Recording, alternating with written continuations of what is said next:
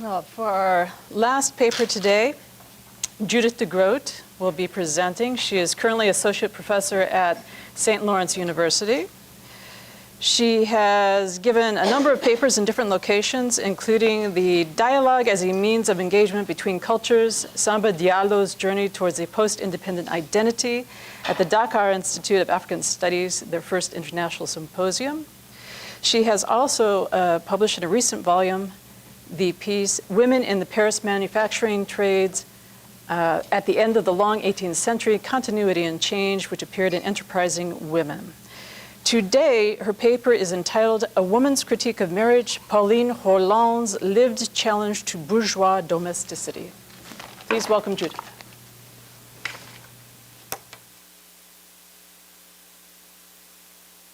Michelle, ça va? Okay. Thanks. Good morning. The first half of the 19th century witnessed a continued debate over the definition and function of marriage in the wake of those during the revolutionary Napoleonic period. Rights of inheritance, to divorce and custody of children, to marital property were among the issues subject to legal reforms and reversals through the new century. The elevation of the bourgeois family with civic rights allocated to husbands who represented wife and children in the public sphere as the sole means to maintain social and political order did not prevent challenges to its strictures from those who defined this family structure as unjust and repressive. During the Restoration and July monarchy, women continued the discussion about their rights in the family and as individuals, which took a range of written forms from literature to journalism, in which reform as well as social and political revolution were offered as solutions. Some who challenged the emerging status quo experienced public rebukes and threats to their social status, although nom de plume offered some protection. Others experienced significant consequences for flouting social norms that were in the process of developing and so subject to vociferous public defense. Today I propose to examine the rationale for and consequences of living an anti-marriage stance as offered by Pauline Roland during the July monarchy. Roland took seriously the Saint-Simonian theory of serial monogamy and raised the children she had with Adolphe Guiraud and Jean Essard on her own and with her name. Although criticized by some of her former colleagues for immorality, Roland also received support from like-minded friends throughout the Romantic Socialist movement. At the time, while her anti-marriage stance was not the sole object of her activism, July monarchy authorities and the general press portrayed it as such when she was brought before the law. In the wake of her death, tributes ignored her unmarried status while presenting her as a martyred mother, and so effectively eliminated her political activism. A woman who challenged the rigid boundaries between public and private life, advocated the constructions of bourgeois society. A study of Roland, I'd like to argue, offers insight into how a woman was inspired as well as constrained by the reconstructions of normative gender roles in the first half of the 19th century. Of course, normative roles do not describe lived realities, but frame and shape how actors can respond to them. My goal here is to interrogate these narratives to explore the gendered possibilities and consequences for acknowledging sexual activity outside of marriage in this period.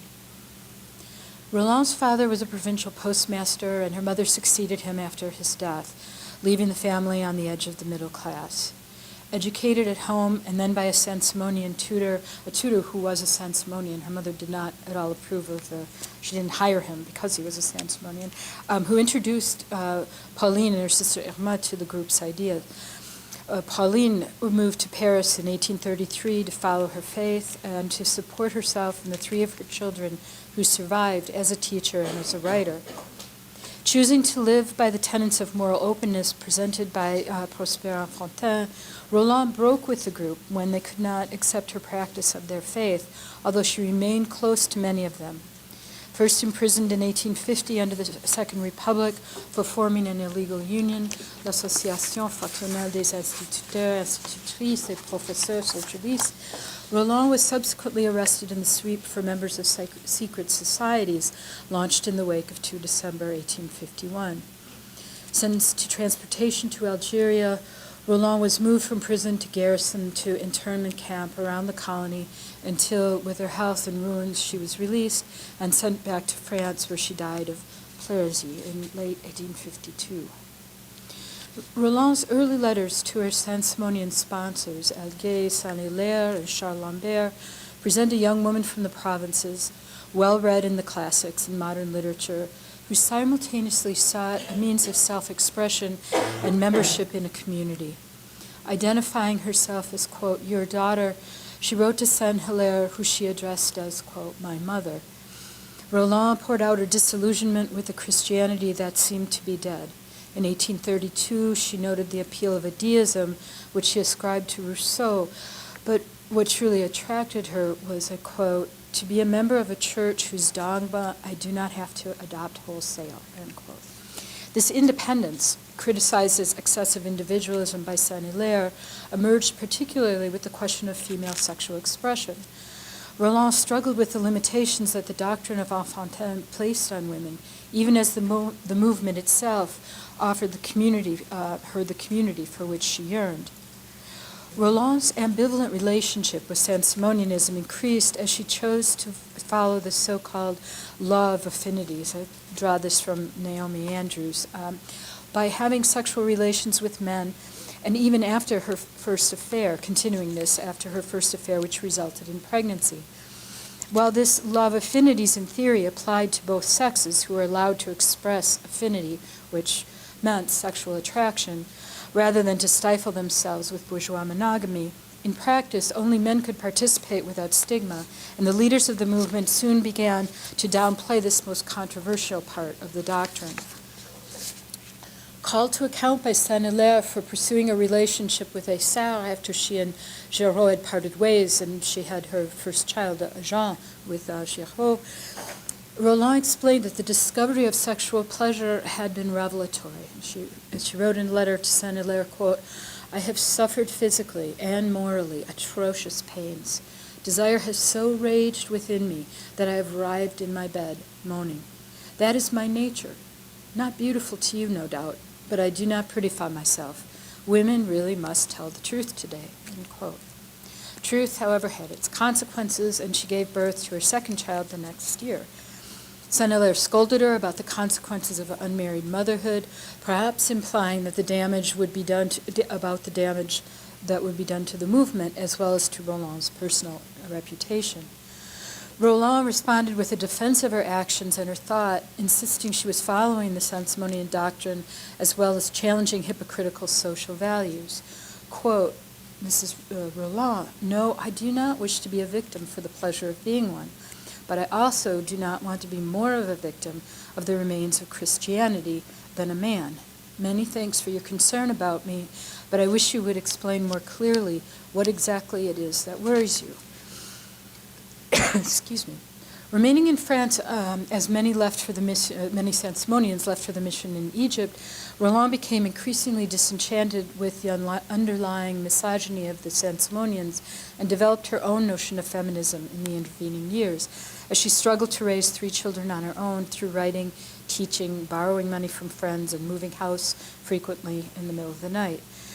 The ability to earn a living had become a necessity as she had her first child, Jean, in 1835, then Marie, who died at 2, followed by Moïse, who I can't determine exactly what was wrong with him, but he was ill, he suffered quite a bit, and then by the baby, Irma, named after her sister.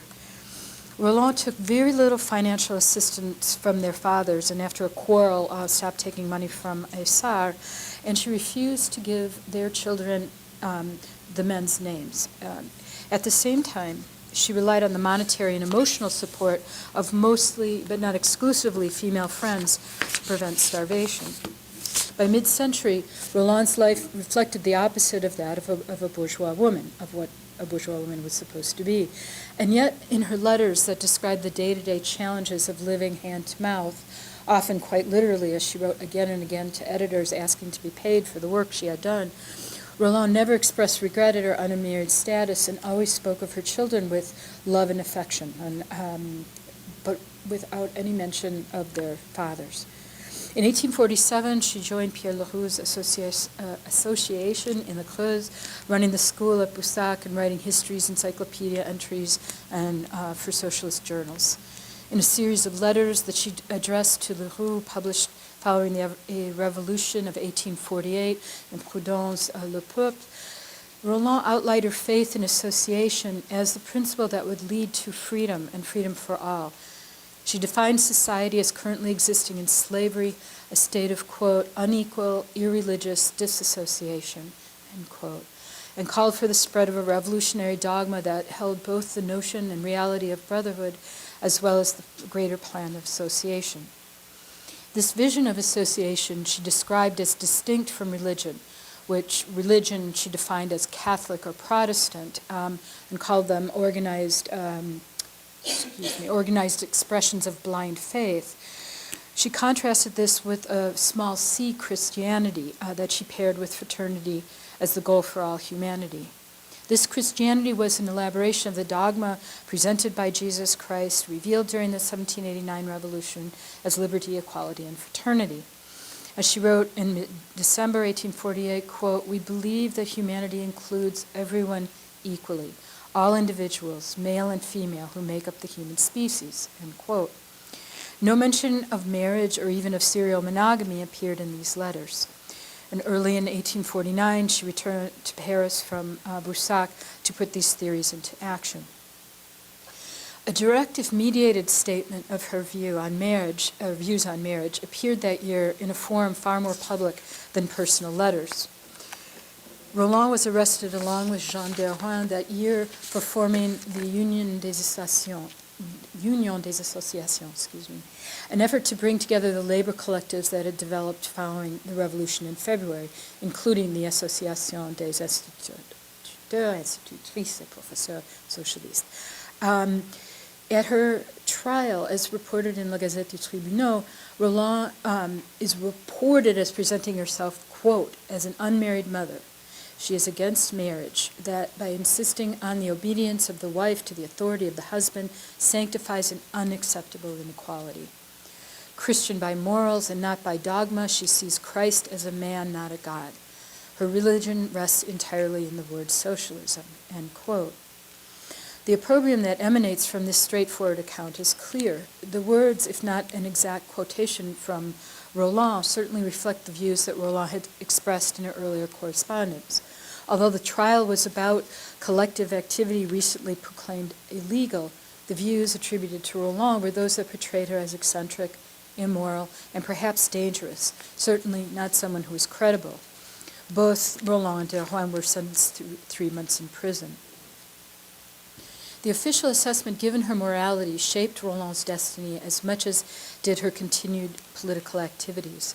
Arrested in February 1852 for participation in the resistance to Louis Napoleon's coup d'etat in the preceding November, she was labeled by the military commission, quote, as a fanatical and dangerous socialist, unquote. Several branches of the government agreed with this assessment.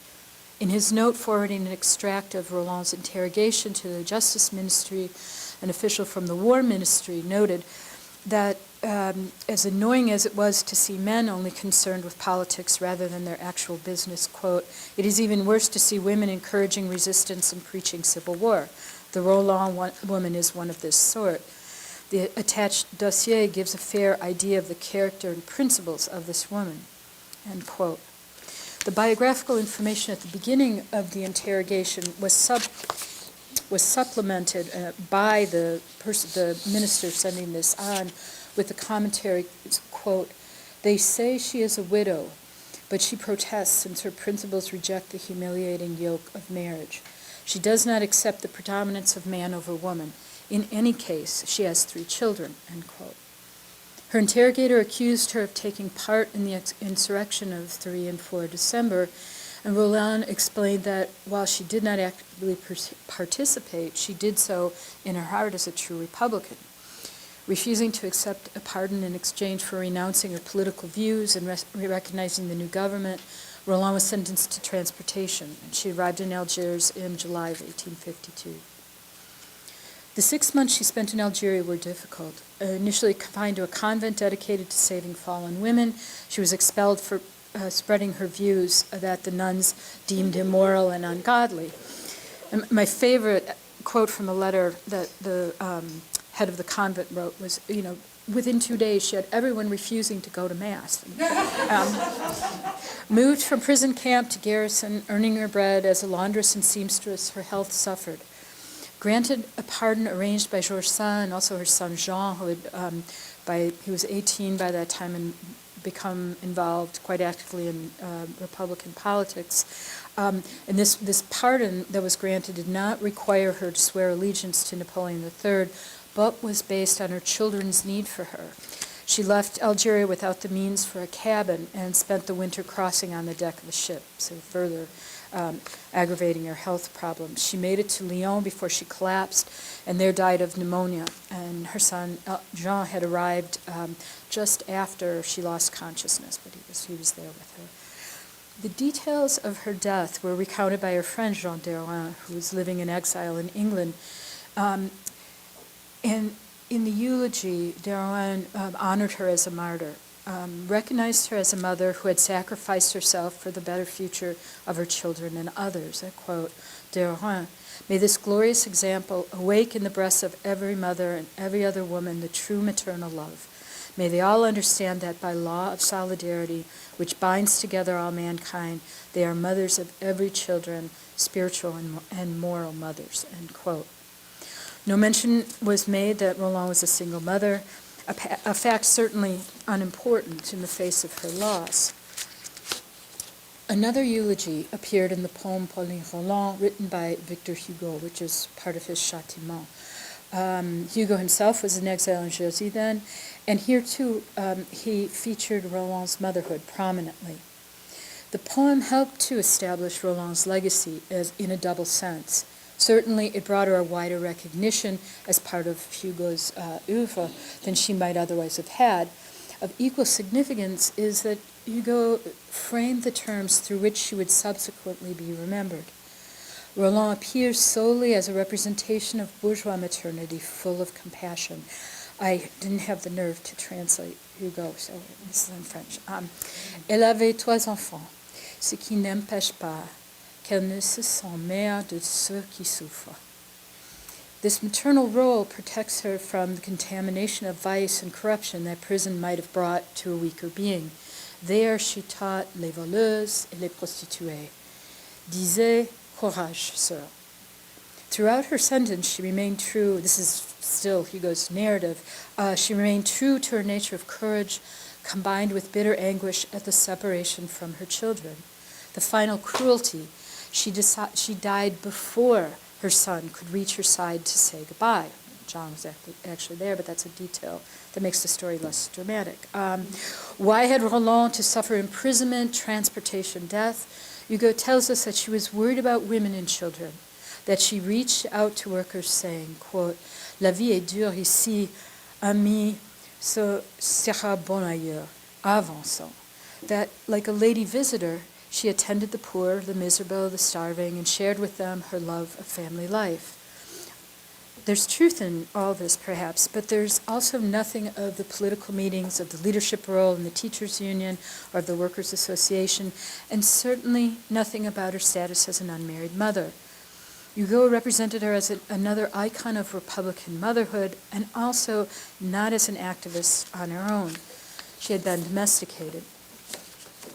So what to make of this admittedly fragmentary survey of Roland's commitment to life without marriage?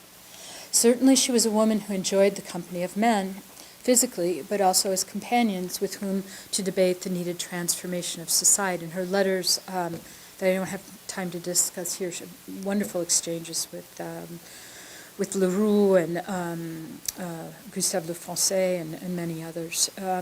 Roland viewed marriage as unnecessary, even distracting from her goals of achieving equality and well-being through association for women and men. In France and from around the world. As was As with other romantic socialists of her time, marriage represented for Roland a trap of bourgeois society, exploiting women as capital exploited labor, often in the same person. Her personal experience of unwed motherhood mirrored the lives of so many women workers, forced to support children on inadequate wages. Roland's choice of this life was not a deliberate emulation of that of her less unfortunate sisters, but due to her experience and her own assessment of the doctrines of Saint-Simonianism and the associationist doctrine of Leroux. Her extensive reading and exchanges about ideas of justice compelled her to reveal her choices without shame. Indeed, she made her unmarried status part of her politics. That this politics was used against her by the conservative officials she encountered in the public press, the court, and colonial administration is not surprising. Nor perhaps is it surprising that others on the Republican left downplayed or overlooked her defense of unmarried motherhood so that she could serve as an emblem of fragile femininity defying cowardly tyrants. Roland herself, however, expressed no regrets about her opposition to marriage. She dedicated herself to, quote, the female citizen, to the mother, to the woman. Thank you.